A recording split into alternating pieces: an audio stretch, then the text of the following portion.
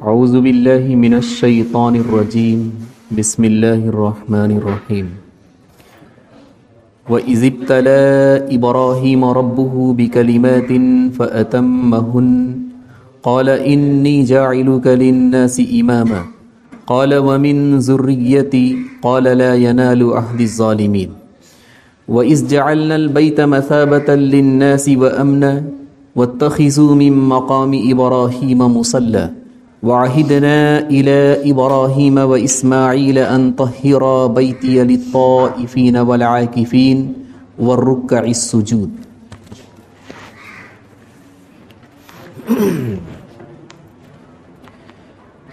اللہ تبارک و تعالی نے ابراہیم علیہ السلام کو اپنا نبی بنایا۔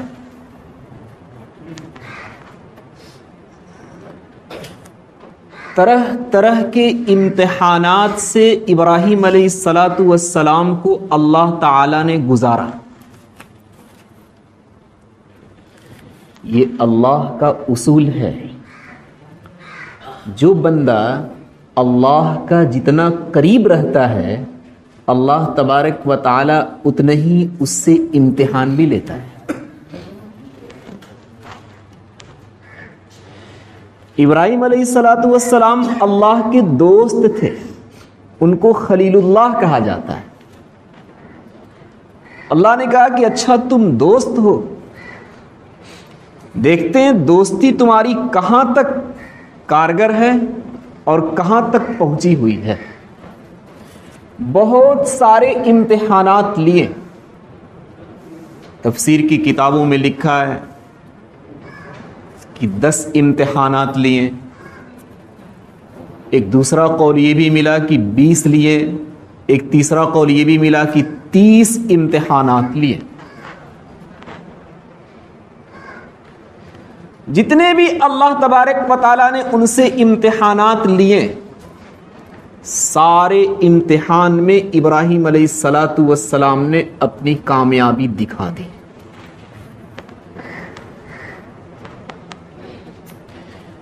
پہلی بات یہ سمجھنا ہے، استاذ شاگرد سے امتحان لیتا ہے اس کی قابلیت کو معلوم کرنے کے لیے، سال بھر میں کتنا پڑھا ہے۔ اللہ نے جو ابراہیم علیہ السلام سے امتحان لیا، کیا قابلیت معلوم کرنی تھی؟ نہیں، اللہ کو سب پتا تھا کہ ابراہیم علیہ السلام کتنے قابل ہیں۔ قرآن نے اس مسئلے کو حل کیا کہ اللہ کا مقصد امتحان لینے کا کچھ اور تھا۔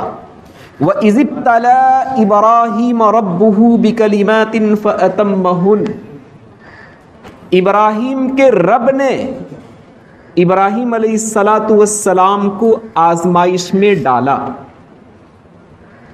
اللہ کے بہت سارے نام آپ لوگوں نے پڑھا ہوگا، قرآن کے آخر میں دیکھیے گا نام ہی نام ہے۔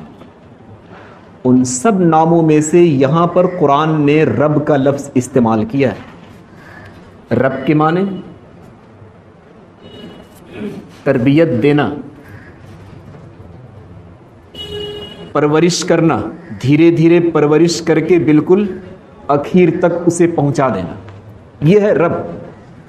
اللہ نے اپنا نام جو استعمال کیا ہے رب، یہ لفظ بتا رہا ہے کہ اللہ تبارک و تعالیٰ کا مقصد ابراہیم علیہ السلام کو امتحان میں ڈال کر ان کی قابلیت کو معلوم کرنا نہیں تھا، بلکہ ان کی تربیت کرنی تھی اور ان کو درجہ دینا تھا۔ بِكَلِمَاتٍ فَأَتَمَّهُنَّ، کتنے امتحانات تھے یہاں قرآن نے ذکر نہیں کیا، اتنا ذکر کیا ہے فَأَتَمَّهُنَّ، ابراہیم علیہ السلام نے سارے امتحان میں کامیابی حاصل کر لی۔ ابراہیم علیہ السلام کو اللہ تبارک و تعالی نے ایک ایسے گھرانے میں پیدا کیا تھا جہاں پر صرف اور صرف मूर्तियां ही बनती थी। उनके बाप मूर्ति बनाते थे, बुत बनाते थे, आज़र। अल्लाह ने उनके घर इब्राहिम अलैहिस्सलातु वस्सलाम को पैदा करके पहला इम्तिहान लिया, क्या ये बेटा अपने बाप के तर्ज पर काम करता है या उससे हटकर कोई अलग काम करेगा। हम लोग देख रहे हैं, डॉक्टर का बेटा क्या बनता है, डॉक्टर बन जाता है। इंजीनियर का बेटा क्या बनता है, इंजीनियर बन जाता है। हम ताजिर हैं, अपने बेटे को क्या करते हैं, तिजारत में लगा देते हैं। हम आलिम हैं, अपने बेटे को क्या करते हैं, इल्म हासिल करने में लगा देते हैं। अल्लाह ने पहला इम्तिहान लिया कि इब्राहिम को बुत गर के घर में पैदा किया है। हमें देखना है कि इब्राहिम भी बुत बनाते हैं अपने बाप की तरह या इन सब बुतों को ठुकराकर हमारे रास्ते पर आते हैं।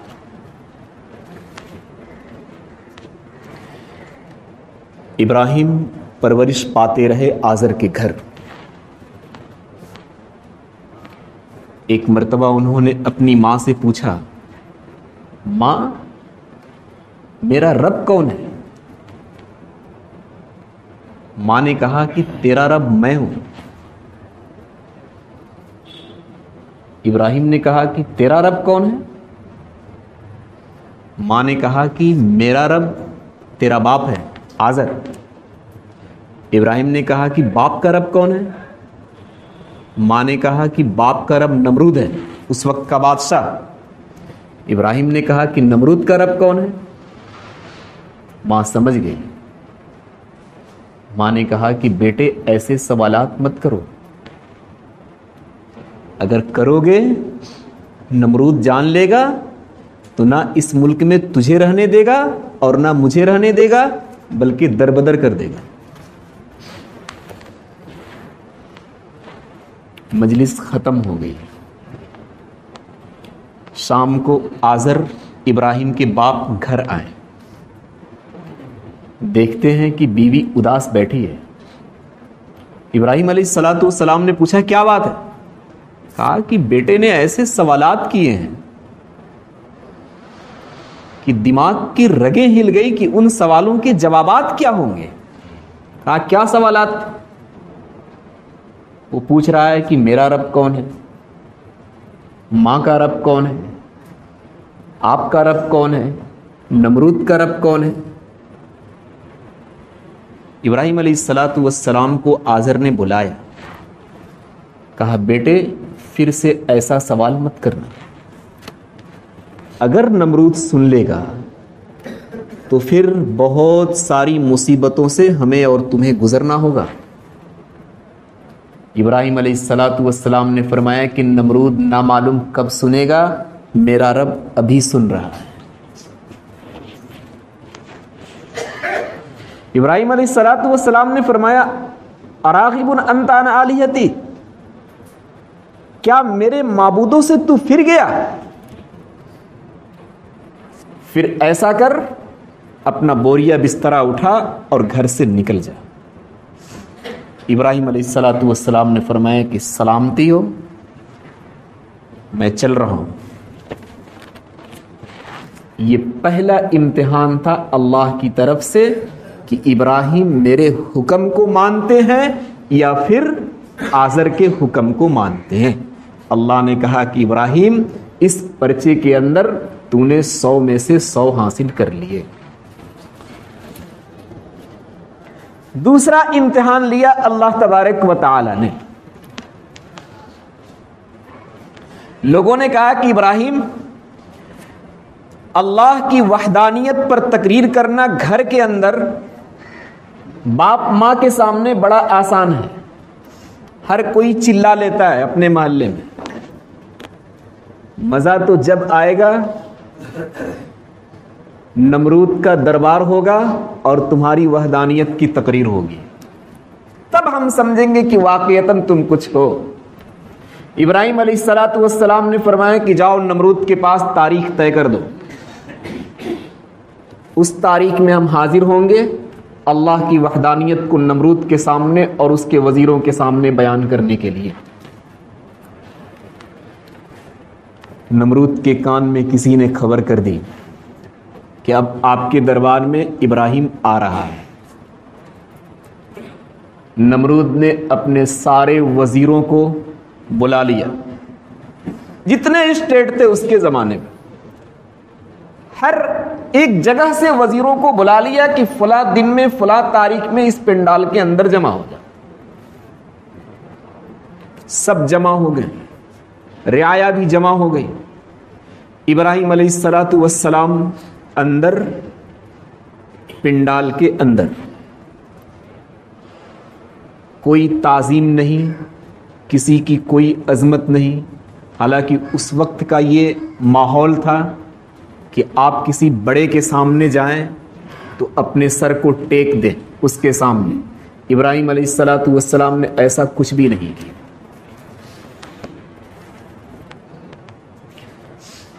ہر ایک کے ہاتھ میں مورتیاں تھیں۔ ابراہیم علیہ الصلوۃ والسلام نے پہلا سوال کیا، ما ھذہ التماثیل التی انتم لہا عاکفون، یہ اپنے ہاتھوں میں تم مورتیاں اور تصویریں لیے بیٹھے ہو، یہ کس کام کی ہے؟ نمرود غصے سے ایک دم لال پیلا کہ میں بادشاہ، سارے وزیر یہاں بیٹھے ہیں، سلام نہ کلام، اور سب سے پہلا سوال یہ آ گیا ہمارے معبودوں پر۔ نمرود نے کہا کہ ابراہیم کچھ ہم لوگوں کے لیے لائے ہو یا ویسی بکواس کرنا ہے؟ ابراہیم علیہ الصلوۃ والسلام نے فرمایا کہ یہ تمہارے رب نہیں ہو سکتے۔ رب ہمارا اور تمہارا اور سب کا وہی ہے جس نے آسمان کو پیدا کیا، زمین کو پیدا کیا، ہم سب کو پیدا کیا، پوری کائنات کو پیدا کیا، وہ ہمارا اور تمہارا رب ہے۔ یہ ہاتھوں میں لیے جو بیٹھے ہو، یہ نہ تو تمہارا رب ہو سکتا ہے نہ ہمارا رب ہو سکتا ہے۔ نمرود نے کہا کہ ابراہیم نکل جاؤ میرے دربار سے، تمہاری چھوٹی سی عمر پر مجھے ترس آ رہی ہے، اور تم ایسے عقیدے سے توبہ کر لو ورنہ بہت مشکلیں تمہارے لیے کھڑی ہو جائیں گی۔ ابراہیم علیہ الصلوۃ والسلام نے کوئی پرواہ نہیں کی۔ کچھ دن گزرے، ان کے میلے کا دن آ گیا، سارے لوگ میلہ جا رہے تھے۔ ابراہیم کے دوست بھی ملے ابراہیم سے کہ ابراہیم تم بھی چلو۔ ابراہیم علیہ الصلوۃ والسلام نے فرمایا کہ جاؤ تم اپنا میلہ کرو، میں تمہارے خداؤں کا میلہ کروں گا۔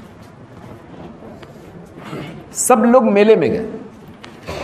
ابراہیم علیہ الصلوۃ والسلام معبودوں کے گھر میں داخل ہوئے۔ کوئی سونے کا بنا ہوا تھا، کوئی چاندی کا بنا ہوا تھا، کوئی پیتل کا بنا ہوا تھا، کوئی لوہے کا بنا ہوا تھا، کوئی پتھر کا بنا ہوا تھا، کوئی مٹی کا بنا ہوا تھا۔ ابراہیم علیہ الصلوۃ والسلام نے کلہاڑی اٹھائی اور کسی کے سر پھوڑ دیے، کسی کی کان توڑ دی، کسی کے ہاتھ توڑ دیے، کسی کی ٹانگ توڑ دی، کسی کی گردن الگ کر دی، اور سب کے ساتھ یہ کام کر کے جو ان میں سے سب سے بڑا بت تھا اس کو چھوڑ دیا اور کلہاڑی اس کے گردن پر لٹکا دی۔ میلے سے جب لوگ آ رہے تھے، نمرود نے اعلان کیا کہ اپنے اپنے گھر ابھی کوئی نہ جائے، پہلے معبودوں کے گھر چلو، وہاں جا کر اپنی پیشانی کو ٹیک دو ان کے سامنے، جب ان کی پرستش اور پوجا ہو جائے گی اس کے بعد تم لوگ اپنے اپنے گھر جانا۔ سارے کے سارے معبودوں کے گھر میں دیکھتے کیا ہیں کہ ہم کیا سر ٹیکیں، یہ خود سر ٹیکے ہوئے ہیں۔ کون کیا؟ ایک شور سا ہو گیا، کوئی کسی کا نام نہیں لے رہا ہے۔ کسی نے ہمت کر کے کہا کہ ایک شخص ہے جس کا نام ابراہیم ہے، وہ ہمارے بتوں کا تذکرہ کرتا رہتا ہے، ہو سکتا ہے اسی نے یہ کام کیا ہو۔ اتنی بات آئی تو نمرود نے کہا کہ مجھے بھی ایسے ہی لگ رہا ہے کہ اسی نے یہ کام کیا ہے۔ ابراہیم علیہ الصلوۃ والسلام کو پکڑ کے لایا گیا. ابراہیم نے فرمایا کلہاڑی تو بڑے بت پر ہے, ان کا جو بڑا ہے انہی سے پوچھ لو یہ کام کس نے کیا. نمرود نے کہا کہ بڑا تو بولتا نہیں. کہا پھر تم ایسے خدا کو کیوں مانتے ہو جو بولتا ہی نہیں ہے؟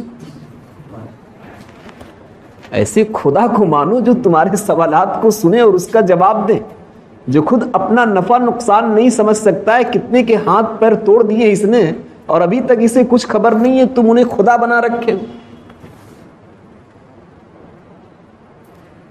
نمرود نے کچھ بھی نہیں سنی, گرفتار کر لیا, کہا کہ آگ کو بھڑکائی جائے. کئی مہینوں تک نہیں, کئی سالوں تک آگے سلگائی گئی. اس کی لپٹ بالکل آسمان سے باتیں کر رہی تھی. تاریخ میں لکھا ہوا ہے کہ اس کے اوپر سے جو چڑیا اور جو پرندہ گزرتا تھا جھلس کر اس کے اندر چلا جاتا. اتنی تیز آگ تھی. ابراہیم علیہ الصلوۃ والسلام سے کہا گیا کہ آپ کو اس آگ کے اندر ڈالا جائے گا اور کچھ بھی نہیں بچے گا. ابراہیم نے کہا کہ جو اس میں جائے گا وہی بچے گا. ابراہیم علیہ الصلوۃ والسلام کو سیدھے آگ کے اندر پھینک دیا گیا.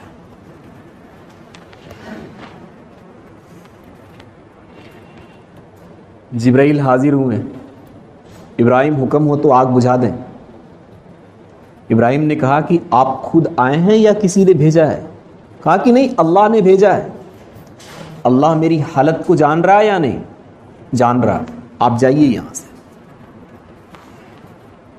میکائیل حاضر ہوئے. کہا کہ اگر حکم ہو تو بارش برسا دوں. میں تو بارش برساتا ہوں, میرا کام بارش برسانا ہے, آگ بجھ جائے گی. کہا کہ آپ کو بھی کسی نے بھیجا ہے؟ کہا وہ جانتا ہوگا, آپ بھی چلے جائیے. اجرائیل آ گئے. کہا میرا کام تو جان نکالنا ہے, روح نکالنا ہے. آپ اگر حکم دے تو اس آگ کی روح قبض کر لو. کہا آپ بھی آگے چلے جائیے. اسرافیل آ گئے. کہا کہیے تو میں سور پھونک دوں, آج ہی قیامت آ جائے گی, آگ بھی بجھ جائے گی. کہا کہ آپ کو بھی کسی نے بھیجا ہے یا خود آئے؟ کہا کہ اللہ نے بھیجا ہے. کہا کہ تم سب الگ چلے جاؤ, نہ جبرائیل کی ضرورت ہے, نہ اجرائیل کی ضرورت ہے, نہ ہی اسرافیل کی ضرورت ہے, نہ ہی میکائیل کی ضرورت ہے. اللہ جانے گا اور اس کا دوست جانے گا. اللہ نے فرمایا کہ یہ ہوئی دوستی. یا نارکونی بردم و سلامن علی ابراہیم, اے آگ ابراہیم کے لیے ایئر کنڈیشن کمرہ بن جا. تفسیر کے اندر لکھا ہوا ہے کہ اللہ نے جو آگ کو ٹھنڈا ہونے کا حکم دیا تو دنیا میں اس وقت جہاں آگے جل رہی تھی, جہاں کہیں, سب آگوں نے یہ سوچا کہ لگتا ہے کہ اللہ کا حکم میرے لیے. اس وقت دنیا کی ساری آگ بجھ گئی تھی کہ اگر اللہ کے حکم کو نہیں مانیں گے تو آج سے میرا جلنا بند ہو جائے گا. قرآن نے بھی عجیب و غریب لفظ استعمال کیا ہے, بردوں, ٹھنڈک. اگر زیادہ ٹھنڈ ہو جائے تو اے سی بھی آپ کو نقصان پہنچانے لگے گا. اس کو لیول میں رکھنا پڑتا ہے. آگے قرآن نے نقل کیا کہ صرف ٹھنڈا ہی نہ ہو, ابراہیم کے لیے سلامتی کا ذریعہ ہو. کہیں ایسا نہ ہو کہ ٹھنڈ اتنی ہو جائے کہ ابراہیم کو ٹھنڈ لگ جائے. اس لیے ہمارے مفسرین نے ترجمہ کیا ہے ایئر کنڈیشن کمرہ, کہ جتنی ضرورت ہے ہم اتنے پر ٹمپریچر کر لیتے ہیں. اللہ تعالیٰ نے ویسے ہی اس آگ کو ابراہیم علیہ الصلوۃ والسلام کے لیے بنا دیا. اللہ نے فرمایا کہ ابراہیم یہ دوسرا پرچہ تھا کہ تیری تقریر نمرود کے دربار میں ہوئی, جو اس وقت کا بادشاہ تھا. آگ کے اندر تجھے پھینکا گیا, ذرہ برابر تمہارے اندر ہمت کمزور نہیں ہوئی, تم اس پرچے کے اندر بھی کامیاب ہو گئے. اللہ نے ایک تیسرا امتحان لیا.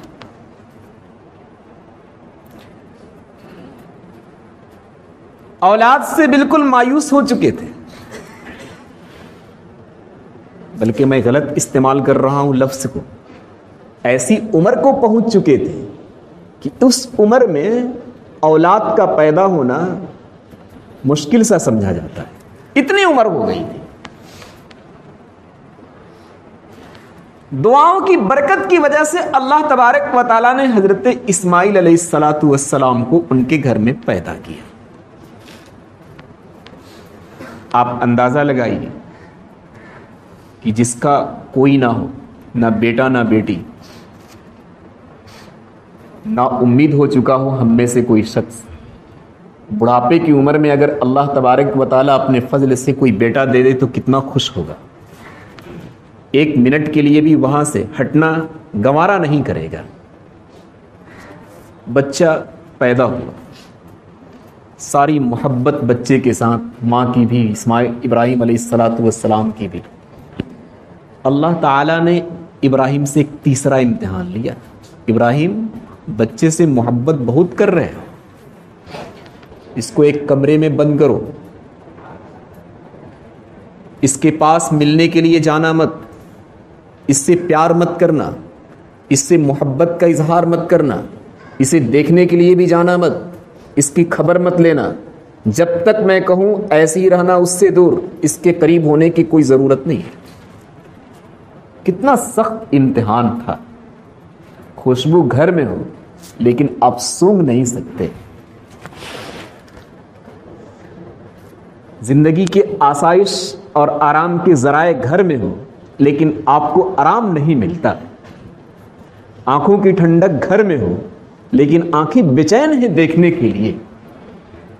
کئی ہفتے گزر گئے، کئی مہینے گزر گئے، ابراہیم علیہ السلام نے اپنے بیٹے سے ملاقات بھی نہیں کی، دیکھا بھی نہیں، کسی سے پوچھا بھی نہیں کہ وہ کیسا ہے۔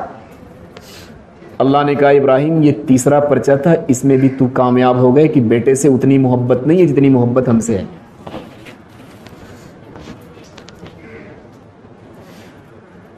ابراہیم علیہ السلام نے فرمایا کہ اللہ اب تو دوستی کی سند مضبوط ہو گئی ہے۔ کہا ابھی کہاں، ابھی تو امتحان سے تمہیں گزرنا ہی پڑے گا۔ چوتھا امتحان لیا۔ عراق سے ہجرت کر کے وہ گئے تھے شام، ابھی شام میں وہ سیٹ بھی نہیں ہوئے تھے۔ اللہ تبارک و تعالیٰ نے فرمایا کہ ابراہیم اسماعیل کو لو، ہاجرہ کو لو، ان کی ماں کو سواری پر سوار کرو اور لے کر یہاں سے نکل جاؤ،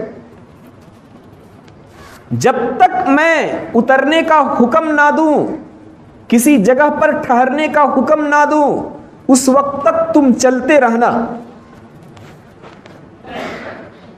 سواری پر بیٹھائیں، لے کر چلتے ہیں۔ جہاں کہیں ابراہیم علیہ السلام کو کچھ سہولیات نظر آتی تھی، پانی ہے، کچھ گاؤں ہے، کچھ لوگ رہتے ہیں، اللہ سے عرض کرتے تھے یہاں ٹھہر جاؤں، نہیں، چلتے رہو، جب تک میں حکم نہ دے دوں کہ تم ٹھہر جاؤ بالکل چلتے رہو۔ ابراہیم علیہ السلام چلتے چلے گئے، وہ ریگستان، چٹیل میدان، جہاں نہ کوئی چرند پرند، نہ پانی، نہ کوئی گاؤں، نہ گھر۔ اللہ تبارک و تعالیٰ نے فرمایا کہ یہاں اپنی فیملی کو اتار دو اور یہیں چھوڑ دو اور تم شام لوٹ جاؤ۔ پوچھا تک نہیں ابراہیم علیہ السلام نے کیا مقصد ہے۔ کہا اللہ تجھ سے میری دوستی ہے، جیسا تو امتحان لے گا میں امتحان میں کامیابی حاصل کرنے کے لیے تیار رہوں۔ اتار دیا ہاجرہ کو بھی، اسماعیل کو بھی، جانے لگے۔ ہاجرہ سے بتایا بھی نہیں کہ میں جا رہا ہوں۔ ہاجرہ نے جب دیکھا کہ ابراہیم تو اتار کر چلے گئے، ہاجرہ نے پوچھا کہ ابراہیم کیا بات ہے؟ کچھ جواب نہیں دیا۔ ہاجرہ نے خود پوچھا کہ کیا اللہ کا یہی حکم ہے؟ ابراہیم علیہ السلام نے فرمایا کہ جی ہاں، اللہ کا یہی حکم ہے۔ ہاجرہ بھی ایک نبی کی بیوی تھی اور ایک نبی کی ماں تھی۔ ہاجرہ نے کہا کہ ابراہیم جاؤ، جو اللہ کی ذات نمرود کی آگ میں تیری حفاظت کر سکتی ہے وہی اللہ کی ذات اس ریگستان اور جنگل کے اندر بھی حفاظت کر سکتی ہے. ماں اور بیٹے، وہی وہ واقعہ ہے. اسماعیل علیہ السلام پریشان ہوتے ہیں پانی کے لیے، ان کی زبان تالو سے سٹنے لگتی ہے پانی نہ ہونے کی وجہ سے. وہ ہاجرہ کبھی صفا پر جاتی ہے، پھر مروہ پر جاتی ہے، پھر صفا پر آتی ہے، پھر مروہ پر آتی ہے، 7 مرتبہ چکر لگاتی ہے، ہاجرہ کو پانی نہیں ملتا. اللہ تبارک و تعالیٰ نے فرمایا کہ ہاجرہ تمہارے اس چکر لگانے کو رہتی دنیا تک مجھے باقی رکھنا ہے. جو حاجی آئے گا حج کرنے کے لیے، جو عمرہ کرنے آئے گا، جب تک اس عمل کو پورا نہیں کرے گا اس کا حج اور عمرہ کامیاب نہیں ہو سکتا ہے. اس وقت کے زمانے میں اللہ تبارک و تعالیٰ نے زمزم دیا تھا. زمزم کیا معنی ہے؟ رک جاؤ، ٹھہر جاؤ، بس ٹھہر گئے. ہمارے ایک استاد تھے، وہ بتاتے تھے کاش کی زمزم نہ کہا گیا ہوتا ٹھہرنے کو تو پوری دنیا میں پھیل گیا ہوتا. الغرض وہاں وہ سب رہنے لگے. وقتاً فوقتاً ابراہیم علیہ السلام آتے تھے، جاتے تھے، دیکھتے تھے، چلے جاتے تھے. پھر وہ آباد ہو گیا ان کے ذریعے سے. پانی جب زمزم دیکھا، کچھ جانور بھی آ گئے، پرندے بھی آ گئے. پھر جو قوم گزر رہی تھی اس نے دیکھا کہ یہاں تو پانی کا انتظام ہے. بڑی قیمتی نعمت سمجھی جاتی تھی. آج بھی وہی قیمتی نعمت ہے، لیکن ہم لوگوں کے پاس اتنا پانی ہے کہ اس قیمتی نعمت کو ہم لوگوں نے بھلا دیا. ہم سمجھتے ہی نہیں، ہم سمجھتے ہیں سب سے کیا کہتے ہیں کہ آسان سی نعمت یہی ہے، اسے چاہو جتنا استعمال کرو. نہیں، سب سے بڑی نعمت ہے اور سب سے اچھی اور قیمتی نعمت ہے. وہ تو اللہ کا کرم کہیے کہ بالکل فری کر دیا ہے اتنی بڑی نعمت کو. ورنہ اگر خریدنا رہتا جیسے اور ہم ڈیزل خریدتے ہیں تو پھر ہمارے قدم اکھڑ جاتے، کیسے ہم کیا کرتے. اللہ تبارک و تعالیٰ نے فرمایا کہ یہ تمہارا چوتھا پرچہ تھا، تم اس میں بھی کامیاب ہو گئے، اور ابھی امتحان لینا ہے. اسماعیل تھوڑے بڑے ہوئے. باپ جب اپنے بچے کو دیکھتا ہے بڑا ہوتے ہوئے تو خوشی محسوس کرتا ہے کہ اب لگتا ہے یہ ہمارا سہارا بنے گا، کچھ کام کم ہو جائے گا ہمارے ساتھ. اللہ تعالیٰ نے فرمایا کہ ایک 5واں امتحان ہے. ابراہیم علیہ السلام نے فرمایا کہ 5واں امتحان بھی لے لو، جتنا امتحان لینا ہے تم لے لو. لیکن یہ بھی اصول ہے کہ جب ایک طالب علم امتحان کے اندر کامیابی حاصل کرتا ہے تو پھر اپنے بڑے سے انعام بھی مانگتا ہے. میں بھی اگر اس پرچے میں کامیاب ہو گیا جیسا کہ اس سے پہلے پرچے میں کامیاب ہو چکا ہوں تو تم سے بھی ایک ایسا انعام میں مانگوں گا کہ تمہیں دیتے بھی پتہ لگے گا اور مجھے لیتے بھی پتہ لگے گا. 5واں پرچہ کیا تھا؟ کہا ہاجرہ سے کہو کہ اسماعیل کو نہلوائے، نئے کپڑے پہنا دے، سرما لگا دے، عطر لگا دے. یہاں تک تو خوشی ہی خوشی تھی. اس کے بعد اللہ نے فرمایا کہ ابراہیم بچے کو اپنے ہاتھ میں لو اور ایک ہاتھ میں چھری لے لو اور لے کر مینا کی طرف نکل جاؤ. ابراہیم سمجھ گئے کہ یہ تو بڑا سخت امتحان ہے. ابراہیم نے کہا کہ اللہ تجھ سے تو دوستی قائم رکھنی ہے، جو امتحان لینا ہو مجھ سے لے لو. ابراہیم علیہ السلام لے کر بچے کو چلے. شیطان بھی بڑا اہم کردار ادا کرتا ہے. ابراہیم علیہ السلام کو بھی نہیں چھوڑا بہکانے میں. تو ہم اور آپ کس کھیت کی مولی ہیں؟ اپنی نماز پر بھروسہ نہ کریں. کب وہ ہماری نماز کو سمیٹ دے گا اور کب روزے کو برباد کر دے گا کوئی جانتا نہیں. بس اللہ اللہ کرتے رہیں کہ اللہ آپ سے کام لے رہا ہے. ملا ہاجرہ سے، کہا کہ اسماعیل کہاں؟ ہاجرہ نے کہا وہ اپنے باپ کے ساتھ گیا گھومنے کے لیے. کہا گھومنے نہیں گیا اسماعیل، باپ لے گئے اس کو ذبح کرنے کے لیے. ہاجرہ نے کہا کہیں باپ بھی بیٹے کو ذبح کرتا ہے؟ کہا معاملہ ایسا ہی ہے. ہاجرہ نے کہا کہ اگر یہی معاملہ ہے تو ابراہیم کو اللہ نے حکم دیا ہوگا، کوئی بات نہیں، جاؤ. سوال میں حاجرہ الجھی ہی نہیں, سیدھے سے بالکل رد کر دیا کہ بھائی تم اپنا رکھو, ابراہیم جو کرنے گئے ہیں وہ ٹھیک کر رہے ہیں. شیطان نے دیکھا کہ یہاں تو اب کام بننے والا نہیں, گھیرا ان کو. ابراہیم علیہ الصلوۃ والسلام بہکانا شروع کیا. ابراہیم علیہ الصلوۃ والسلام سمجھ گئے, پتھر اٹھا کر, کنکر اٹھا کر مارا, وہاں سے بھاگا.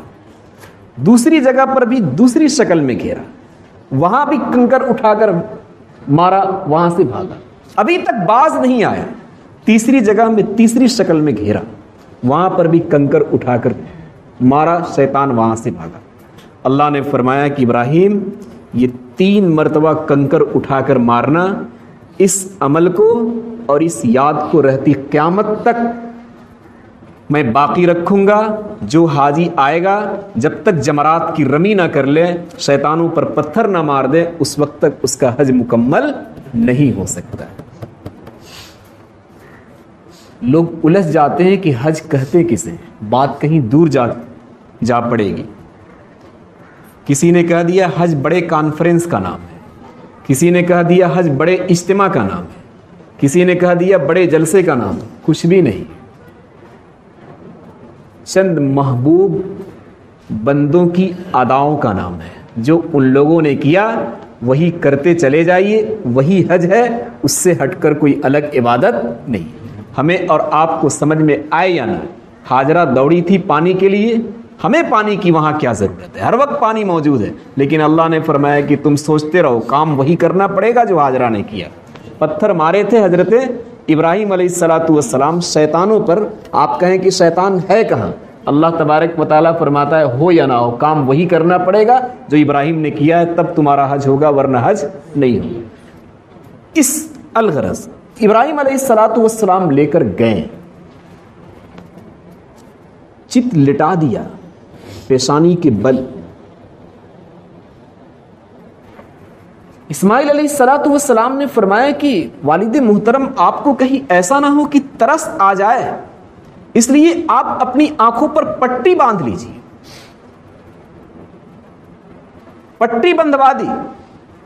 ابراہیم علیہ الصلوۃ والسلام نے تیز چھری اسماعیل علیہ الصلوۃ والسلام کی گردن پر چلا دی. اللہ نے فرمایا کہ ابراہیم